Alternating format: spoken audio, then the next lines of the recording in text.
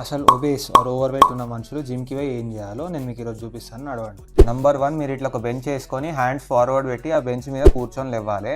ఒకవేళ మీకు ఇది చేయడం కష్టమవుతుంది అంటే ఇంకేదైనా కొద్దిగా హైట్ ఉన్నది పెట్టుకొని దాని మీద కూడా కూర్చొని లేవచ్చు. ఇది బేసికలీ ఎందుకు అంటే ఎవరికైతే నీ జాయింట్ లేకపోతే లెగ్స్ కొద్దిగా ఫ్రీజ్ అయి ఉన్నాయో వాళ్ళకి కొద్దిగా స్ట్రాంగ్ అవుతాయి. నంబర్ 2, మీరు ఇట్లా స్ట్రైట్ నిలబడి హ్యాండ్స్ ఫార్వర్డ్ పెట్టి ఒక లెగ్ని రేజ్ చేసి ఇంకో లెగ్ని గ్రౌండ్ మీద రెస్ట్ చేయాలి. ఇట్లా ఆల్టర్నేట్ చేయండి.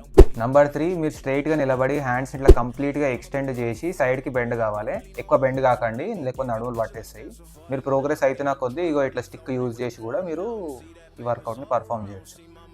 నంబర్ 4, మళ్ళీ ఇట్లనే స్ట్రైట్ నిలబడి హ్యాండ్స్ని ఫోల్డ్ చేసి ఫిస్ట్లను రోల్ చేసి మనం సైడ్స్కి పంచింగ్ చేయాలి. నడుముని ట్విస్ట్ చేసుకుంటాం. కావాలంటే మనం ప్రోగ్రెస్ అవుతున్న కొద్దీ ఇట్లా డంబుల్స్ యూజ్ చేసి కూడా చేయొచ్చు. నంబర్ 5 వచ్చేసి ఇట్లా డంబుల్స్ని ఇట్లా పట్టుకొని మనం ఇట్లా కిందికి బెండ్ కావాలన్నమాట. కాళ్ళను కూడా బెండ్ చేయొచ్చు.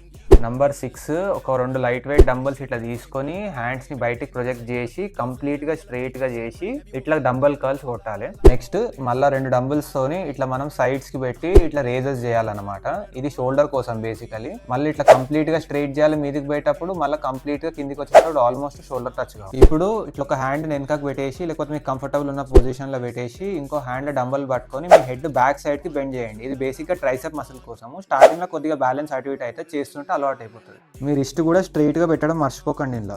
నెక్స్ట్ ఇట్లా మీ చుట్టుపక్కల ఏదైనా వాల్ ఉంది అనుకోండి, ఆ వాల్ దగ్గరకు పోయి హ్యాండ్స్ ఇట్లా పెట్టేసి ఆ హ్యాండ్స్ తోని పుష్ చేయండి మీ బాడీని వెనకకి. అట్లనే హ్యాండ్స్ మీదనే బ్యాలెన్స్ చేయండి మీ బాడీని కూడా ముందుకి. ఇది చెస్ట్ మజిల్ కోసం. ఫైనలీ ఒక వాల్ సపోర్ట్ తీసుకొని మీరు ఇట్లా మీ టోస్ మీద మీ లెగ్స్ ని రేజ్ చేయాలి. ఇది కాఫ్ మజిల్ కోసం అన్నమాట. రైట్ మరి.